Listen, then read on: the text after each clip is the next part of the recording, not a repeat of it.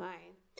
This chapter, chapter 3, we're going to be discussing culture. This is one of my favorite subjects, and I'm going to go over a few notes for the chapter and do a couple of examples just so that you get a good feeling for it. Now, culture is like the lens that you can look at and you can see people's lives, what they act like, their customs, their expectations, their values, their communication, their gestures, even their clothing. An example would be if you're going to an Asian community, some of them have the tradition of their arms are covered, their legs are covered, even in the summer, maybe wearing a hat. What they're doing it for typically is for sun protection, respect, and some modesty. Versus if you come to the United States in the summer, we traditionally see people in their tank top and their shorts and their flip flops, and that's more to our cultural norms. So if we went over there and we wore that, people would think we're being very disrespectful and it's dangerous for us to do. So you don't do that when you're there. To be honest, to respect their culture. If, on the other hand, they came to us and they were wearing the long sleeves and the covered, for us, we would think of it as, man, they must be hot and miserable. Why are they dressing this way? So we would ask questions for that. Another example would be of culture. You're living in a small town. You're the kind of town that keeps your doors unlocked. You know all your neighbors. Versus if you're in a city and your doors are very locked up and you don't know your neighbors and you're nervous when you go out. If you both are going to a safety meeting and you're trying to see safety improvements, the way you approach it is going to be very different, and the things that you're wanting are going to be very different because the culture you're around. So culture, some people think that it's just part of your nature, that you were born with it, that's who you are, but actually it's a learned behavior. If you, again, going back to the shorts, if you didn't see people wearing shorts all the time and it became natural and the norm, then why would you wear shorts in the summer? Other than, why would you think it would be okay? If you're in that community that doesn't lock their doors, why would you have your doors unlocked? Why would you even consider that as an idea? So another thing that can be part of culture is tailgating groups. You can have fraternities and sororities. You're a college student now, so you're part of a culture that's going to be different than those that are not in the college education system, either in the past or even right now. Sociologists like to study the familiar and the very different. So we may be studying a culture that we're in. I'm a mom, so would I be studying moms? I could study that, but then I also could study some people that have never had children. You can study groups within your group. I'm a mom, but I'm not a mom of young children, so maybe I want to study moms with young children, or maybe I want to see both and compare. So that gives you an idea of, you want to see the similarities, the difference, and they can be as big as a country, or they can be studying the HOA system that's down the road. Ethnocentrism and culture. I want to go over that briefly. We are often introduced to a new culture, such as when we go traveling, or when you see things on TV, or for me, I'm watching it on my phone with streaming.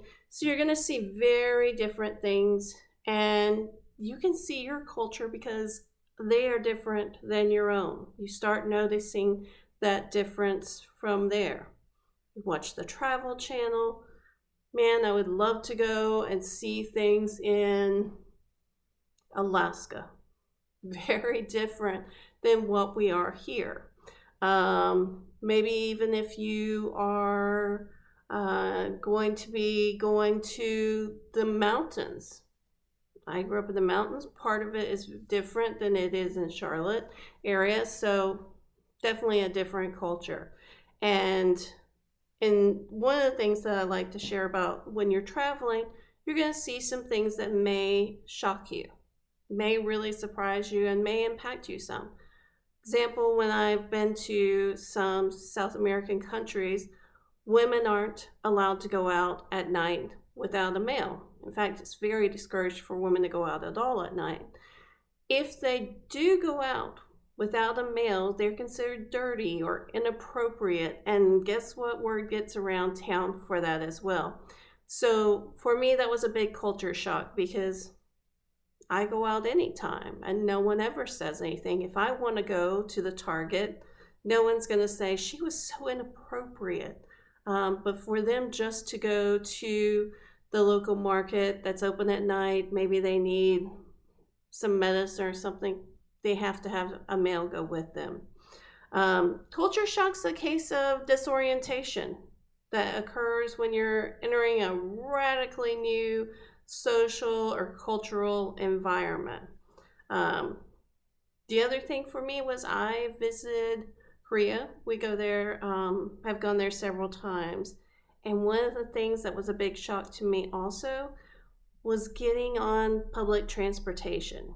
Get on public transportation and suddenly everyone's quiet. I knew this was going to happen ahead of time, but because I had studied it, but when you get there, it's even a bigger culture shock. So normally in the US, I get on a subway, it's rather loud, people are talking, people are doing things. No words, not one word. And when I wanted to say something, I tried to whisper it, or I would silently text it to my children so that I wouldn't look like I am different from the culture there. I tried to go along with it. Ethnocentrism is using one's own culture as a means or a standard by which to evaluate another group. So again, this can lead you to view others as strange or less than. What if you have the highest fashion in the world and you always want to have labels and stuff, and you have the nicest shoes ever.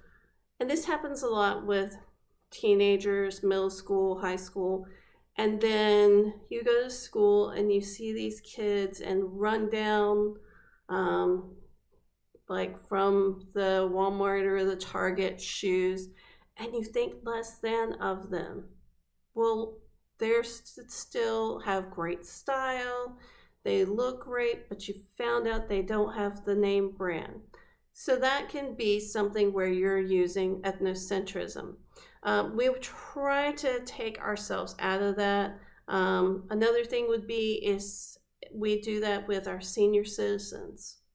We often think of them as old, forgetful, fragile, and we consider them less than. That maybe they don't work, or they shouldn't be out working, or we say that poor old lady or the cat lady.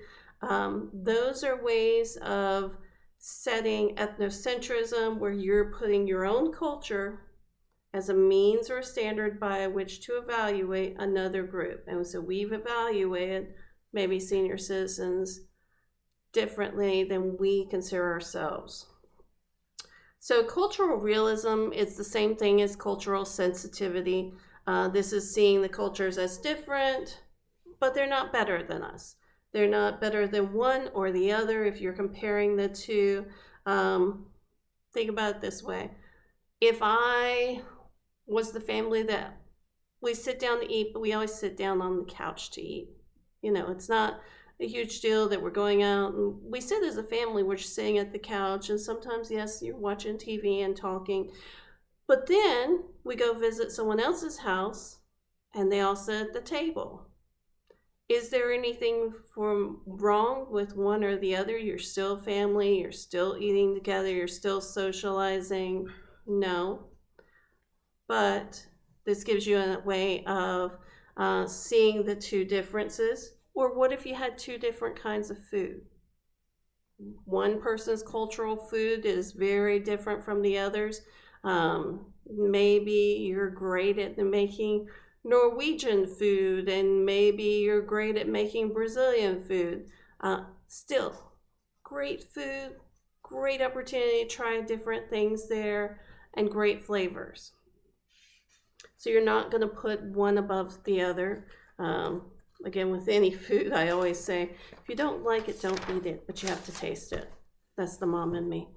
Material culture. These are the physical objects that are related to a group that gives meaning. How about we talk about phones? If you went to an area that has, we all have phones now, most of us do, and if you have a phone, that has dramatically changed what we do now and how we view things. And do we take a call anywhere we're at? Can we search for things anywhere we're at? I don't use a map. I haven't used a map in 30 years or so.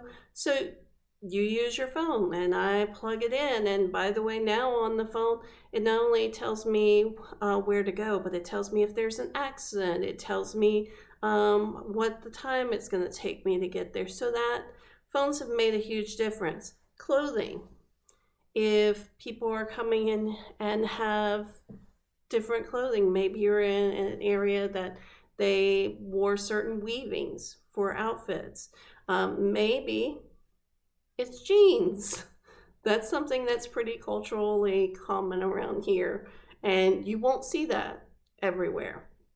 You can also see different groups, even in the US, that they're not going to wear jeans. There's a modesty or with it. No women in pants still, or if you went back and you looked, I mean, goodness, if you looked 100 years ago and looked, are women are supposed to be wearing pants? It would be a huge shock to people. There is another thing that an example would be the CVS in Davidson. If you haven't been there, they don't have billboards. They try to make all the buildings look very similar in the downtown area. So when the CVS came into Davidson, before they actually were allowed to be there, they had to agree to certain terms. Their windows, normally where CVS displays all the things when you look in, they're not allowed to do that. At that location, they have what looks like black and white posters of Davidson College. They were not used the traditional CVS colors or the big CVS sign. They had to blend it in and use the brick that was from the area. The positioning of the actual drugstore had to be a certain way. So it's blends in the community, and they were very specific with that so that they kept the culture. The other thing they do there that's very different is in a non-material area would be the post office. You can't drive up and drop off your mail. You have to walk in to get your mail. And most people have a post office not outside their door where they can pick up their mail at their mailbox. You have to go into there. And the reason they did that is so that people will engage with each other in the community. There are non-material cultures or ideas or beliefs and behavior of a group of people. An example would be marriages or children's behavior. It used to be the idea of divorce was a huge no-no, and it was scandalous. When I was growing up, my parents got divorced, and they had been divorced from other people in the past. And when they got divorced, it was several people stepped back because for them, their beliefs and behavior were divorce is wrong, and we don't do that around here. There's only a few, the 5 ladies down the street that have been divorced. They're definitely unique, outside the norm.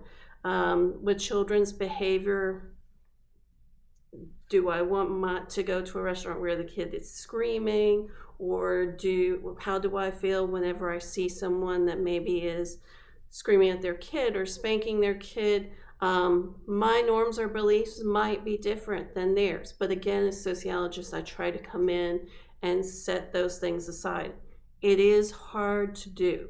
You're always going to have some of your own and some of your own cultural experiences, or as I say, what tribe do you belong to? And we belong to many tribes. You don't belong to just one culture, you belong to many. So signs and symbols. Have you ever thought about, does everybody know what the @ sign in emails means? Go ask someone that's not used email or internet, and I know that's very hard to find, but if you found someone and you just showed them that symbol, would they know what it means? Or, for example, a bathroom sign. Some people that are visiting from out of the country may not know what our stick figure bathroom signs mean, or the one that's the family bathroom sign. That could be confusing for people as well, and they assume it's a bathroom. Anybody can go in there. So sometimes that's hard to do. A humorous example is my mother, years ago, the LOL was very popular. My mother saw it and she thought it was great.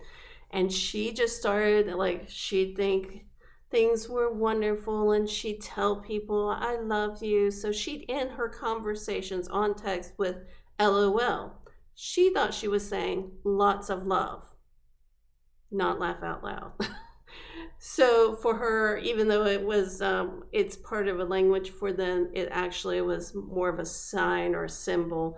And for her, that symbol, she clearly got confused. It took us about 6 months to correct her in that.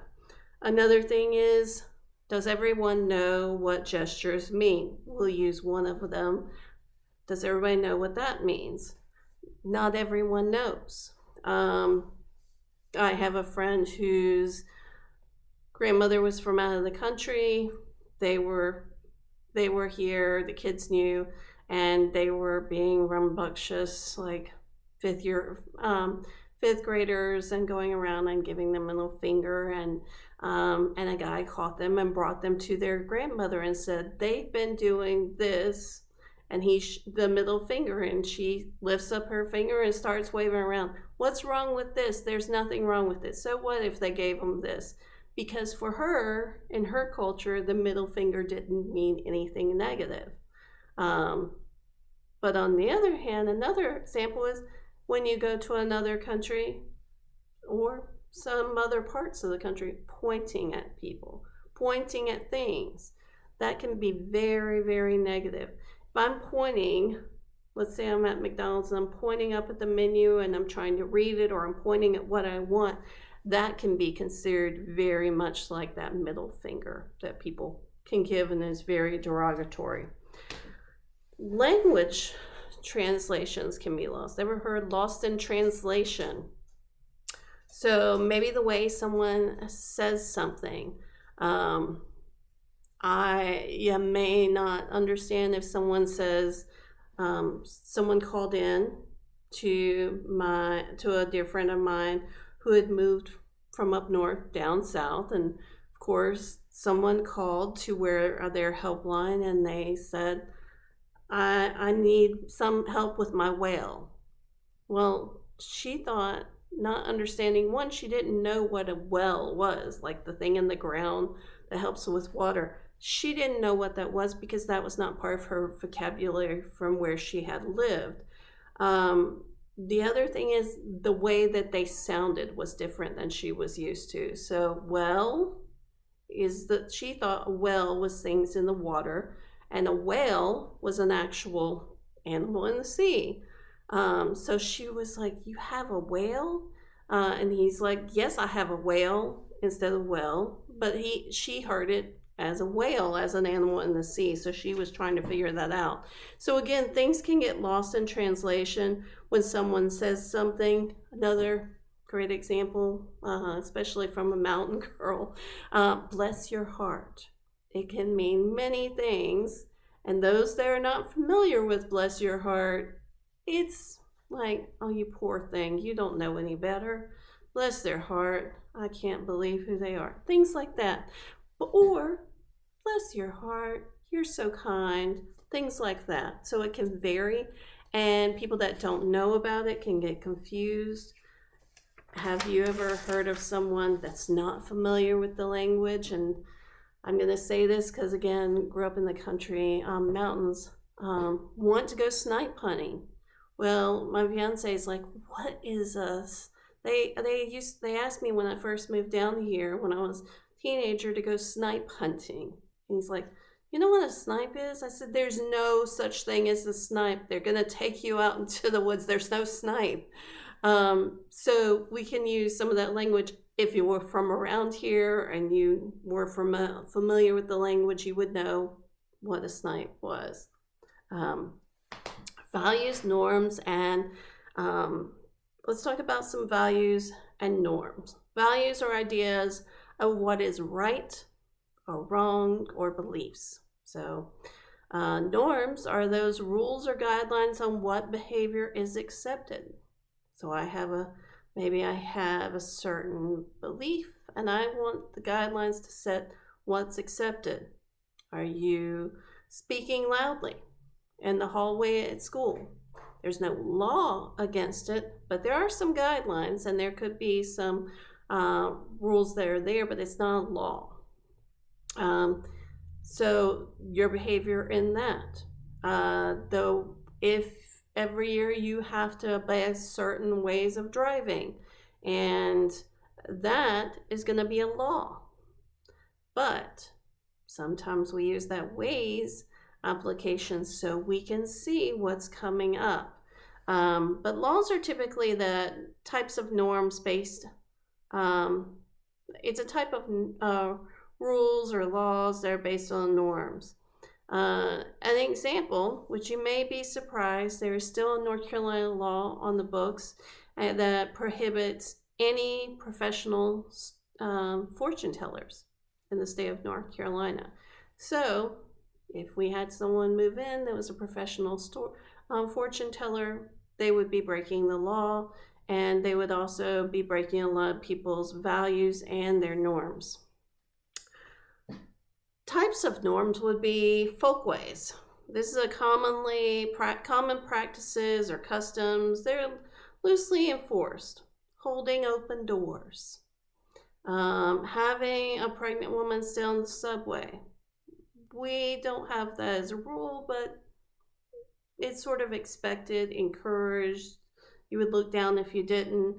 Another thing I often hear is their common practices. If some of us are big on our tea around here, and if you're from around, you go to Bojangles and you ask for your tea, you're likely, or you're at a restaurant, you're going to get sweet tea. But if you go up north or onto the West Coast and you ask for tea, it's likely going to be unsweetened. So for people in the culture of sweet tea, if we were given unsweetened tea, when we said tea, it would be quite a shock to us. And it would be outside and we would consider it. Some people would take it personally against the behavior and against some of the guidelines. Mores carry moral significance. Core values such as causing harm, cheating, stealing. So if someone's breaking your morals of what you believe, I think it's totally breaking morals to go kill someone, to harm someone. Those are against morals. Maybe it's the way that people speak back to their elders. That can be part of that as well. Taboos is a violation of the norms, causing disgust and horror. Maybe not tipping at all. Now a tipping culture is huge, and some people don't tip if you go, for example, to get a coffee and you're just standing in line, you don't tip. But what if you're sitting down for that $80 meal and the waitress has done her best and she's out there, even if she hasn't done her best, and you don't leave anything? Or the old give them 1 penny thing, that's to most people that would be very taboo. Or for some people that are from different cultures, throwing away food is very taboo. If you're at a restaurant. If you're at a restaurant, you don't eat all the food, you pack it up and take it to go. And then you eat it the next day. You don't throw away food. If the restaurant throws out the leftover food at the end of the night, for some people that can be very, very taboo. Maybe even not. It can be very like, what if taboo can maybe driving in the middle of the street and they're disgusted the idea that you don't have your lights on, or maybe you're honking your horn repeatedly at them. That we all have horns on our car, but if someone honks their horn at you, you get upset, you get mad, you get offended, or you get shocked. That can be a form of taboo. Sanctions are enforcing those norms with either fines or shaming, or we can do it with rewarding. If you cheat, for example, you're going to get an F. If you use AI and we catch you, then you're not passing the class. If you don't go to work, are you keeping the job? If you end up staying longer for a babysitting job and don't complain, sometimes they give you extra money. There are things of compliments. Those are a form of sanctioning because it gets you, they're enforcing those norms. Remember, norms are the rules or the guidelines of the behavior that's accepted. So if we accept that they are being very kind to their elders, sometimes the elders or senior citizen or grandparents, they'll reward the grandchildren if the kids, let me help you do that. Because that's the nice thing to do, but the grandparents want to reward them. There are variations in cultures. Think of a millennial person versus a Gen X, or even further, a millennial versus a baby boomer.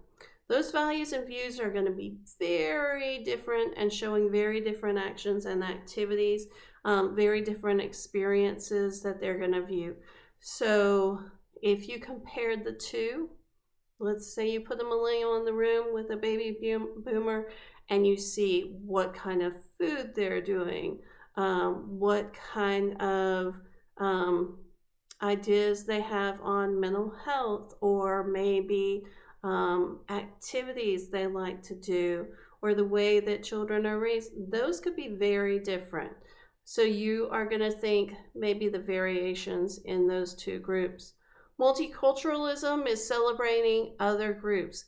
Have you ever been to a multicultural fair, a cultural fair? Or we used to have those, and I would help run those at the elementary school. And we would have families from Russia. We would have families from Korea and Guatemala, and we would have people from Japan and China, and we had some people from Canada, so you could see all the different cultures, and they'd wear their clothing, and they'd wear the traditional clothing, or they'd have facts listed up, or they'd teach people how to do crafts or games. And one of the things I always like to do is I would bring out, people that were traditional dancers that would come show people their different dancing, and it would be quite an entertainment and activity. So we were celebrating all the different groups that were there. Now we do have the thing of dominant cultures. These are what's considered mainstream, the values that it produces. So all the others that are not with the mainstream would be considered the minority. The dominant cultures, they have the control. For example, if you're in an area with the mom and the pop stores versus the big box stores, we're going to see that the big box stores during this time period are typically going to be the dominant culture. If you went through Black Friday, we hear more about Black Friday, and people go buy all their stuff on sale, but we don't see people as much lining up for their local mom and pop type Saturdays where they give their purchases, or we don't hear about Giving Tuesday. So we hear about those larger groups. Gentrification can fall into this. Lots of new condos are coming in, big, bright breweries are coming in. There's all this brand new stuff, expensive housing, and maybe in an area that was was older, had people that didn't have a lot of wealth. They suddenly are being pushed out. Either they were renting and their landlord sold their homes, or they sold their homes so that they could have a nicer home, but in the result, even if they hadn't, they were pushing out with the dominant culture. There is, if you haven't ever seen it, there is a condo building. And in between the condo building, the condo building has been built around it. This is in Charlotte. They have this tiny little bar that's been there forever. And it's, doesn't fit the look of the area. It's not brand new, it's older. It's sort of like the go hang out type place that's been there for many, many years. And the thing is, that type of mom and pop bar, they did not cave in to the dominant culture. So the minority that they stood their ground. And what happened was the dominant culture of that area built their condo around that one tiny space that they could not own. And trust me, they tried to purchase that area. Subcultures and countercultures. So a subculture is a group of in that culture that has the norms and value. So this is going to be an extra. So let's say we're looking at moms. That's a culture. Moms, women with children. And what a subculture would be moms with young children versus moms with high school or college age students. And both are moms, but the subcultures are very different. If I'm looking at spending activities that I'm going to do with my child, or dealing with some of the behaviors, or what they're going to eat, or what kind of cups they're going to drink of, it's very different from each group to the other. Freedom to go out, whether they can have phones, it's going to look very different. But yet, can they still have a group? Maybe there's Facebook groups that are simply for moms, but you can see some are going to gravitate towards their subculture groups. A counterculture is when the norms are incompatible or in opposition from the mainstream. We could use when people decide they're going to go off-grid. This is sometimes a shock to many people. They don't want to have their cell phones. They don't want to have internet. They don't want to have a home that's around other people. They become more hermit. Or what about the people that decide to start living in vans? That's very counterculture. It is becoming more the norm, but think about it, when we all want to watch those videos of how do they live in it and what do they do. It's a surprising counterculture. Polygamy, that's another counterculture. And again, there are reality TV things that we can watch so we can see those countercultures, and we're like, I can't believe what's going on. I'm so intrigued. Let me check that out, because that is definitely different than the way I believe and the norms and my values. But I really want to see what the minority of people are like, and is that very different than what I am like. Culture wars. In culture, we vary. There can bring a division, and that it can create culture wars. You can hear it on the news, or Board meetings, you're going to hear culture wars. Some examples could be prohibition.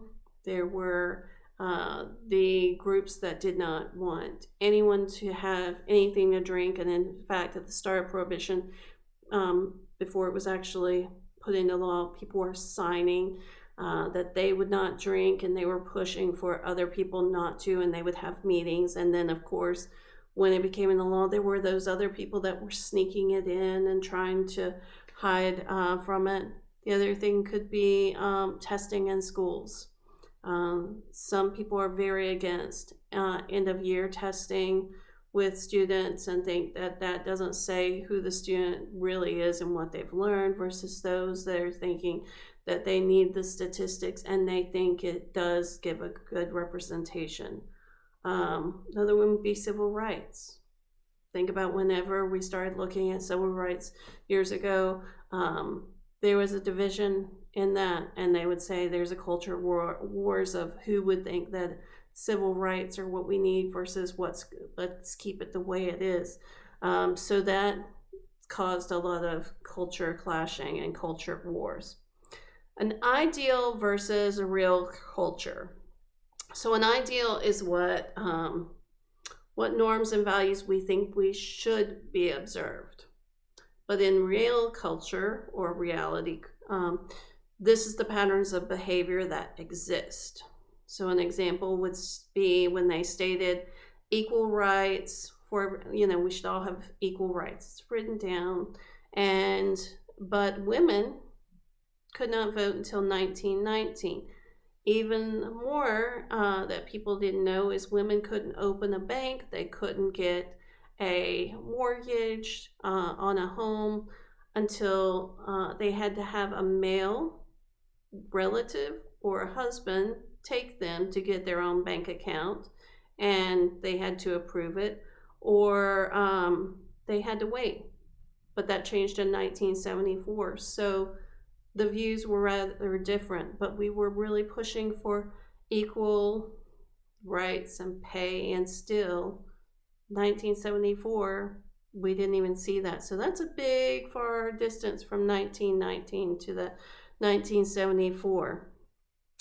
Culture change can be technology can change cultures. Again, we're looking at AI, we're looking at social media, even think about self-checkout.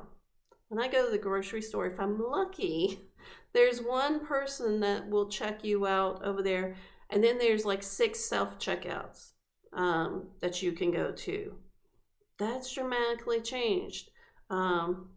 If someone came into this culture and they knew the traditional go to the checkout line, someone will check you out, and they don't have that open, they could be like, what is going on? How do you do a self-checkout? I don't know if you remember, before COVID, a lot of us had not used self-checkout before. And we'd go up and ask that one person standing there, or sometimes they had 3, how do you do this? How do you do this self-checkout?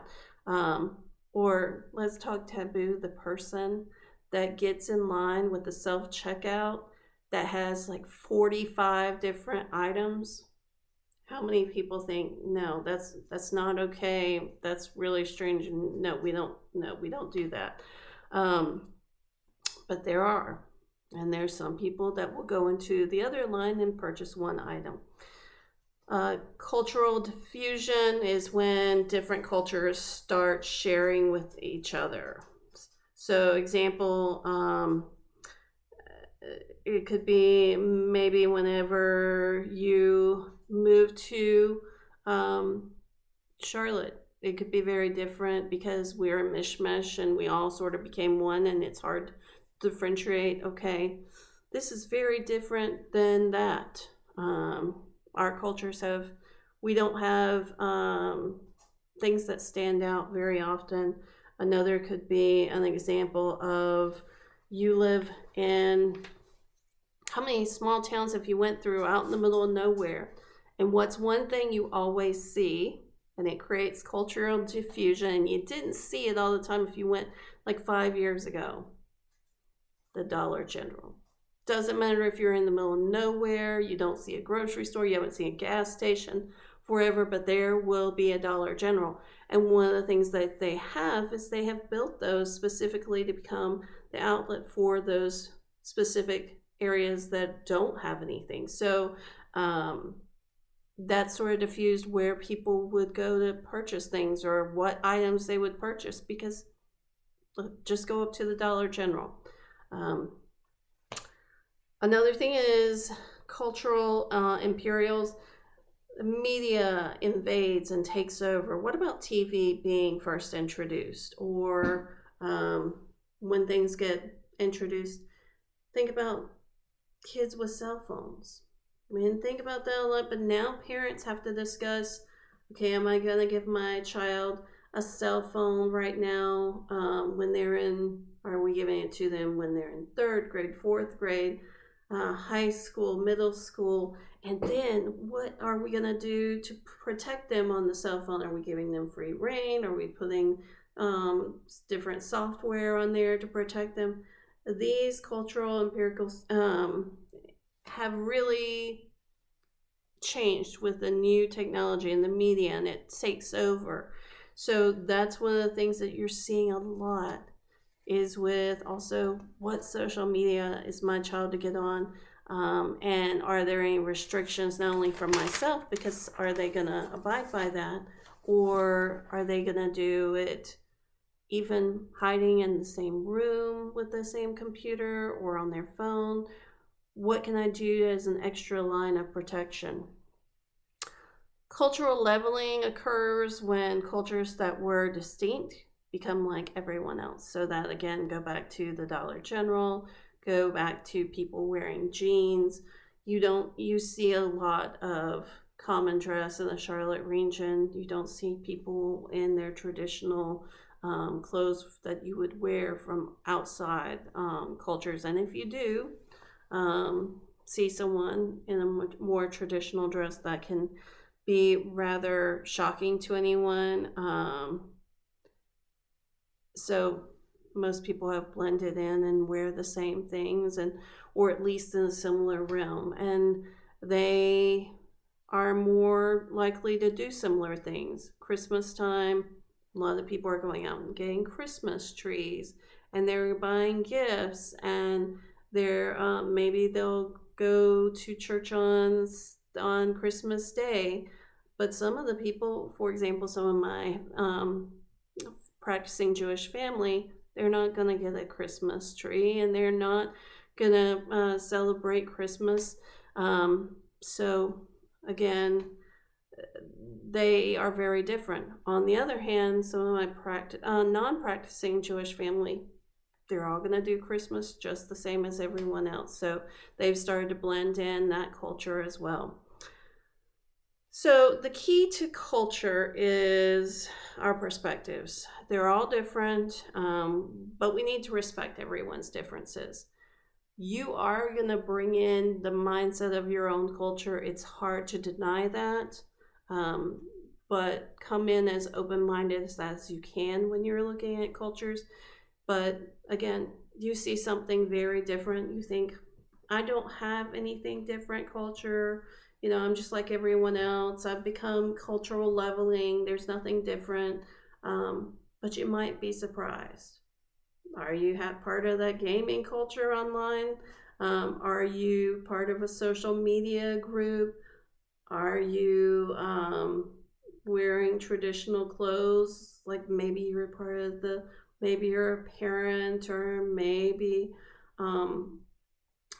you're a high school student. Whatever it may be, you're going to find your group. So that is part of your culture. Maybe it's the way you speak. Maybe it's your slang. The important thing is always be respectful, no matter what. I have always said, no one wants to be a copy. You don't want to be made one copy after the other. So respect the differences, celebrate the differences, and enjoy looking at them. There's lots of great information. So if you have the time, look online and see the differences, or go out and start observing and seeing the differences that way. It's been a pleasure to talk to you with this chapter, and I look forward to more.